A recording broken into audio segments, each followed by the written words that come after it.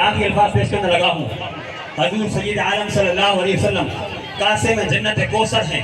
وہ کائنات کے رہنما اور رہبر، مالک کے بحر و بحر ہیں. خاک سے افلاک تک کے نبی ہیں، ذرے سے ستارے تک کے نبی ہیں، لوح سے قلم تک کے نبی ہیں، فلک کے نبی ہیں، سمک و سماک کے نبی ہیں، افلاک کے نبی ہیں، انسان کے نبی ہیں، مکین و مکان کے نبی ہیں، وہ ہوش و طیور کے نبی ہیں، وہ نار و نور کے نبی ہیں، وہ فرشتوں کے نبی ہیں، وہ عرشوں کے نبی ہیں، وہ فرشوں کے نبی ہیں، وہ کائنات کے نبی ہیں، وہ حیوانات کے نبی ہیں، وہ جنات کے نبی ہیں، وہ دریاؤں کے نبی ہیں، وہ سمندروں کے نبی ہیں، وہ چشموں کے نبی ہیں، وہ کنویں کے نبی ہیں، وہ قطرے کے نبی ہیں، وہ ذرے کے نبی ہیں، وہ افلاک کے نبی ہیں، وہ نبیوں کے نبی ہیں، وہ رسولوں کے نبی ہیں. اور دو جہاں کا مالک ہے، کیا کہتے ہو تو میرا نبی ہے.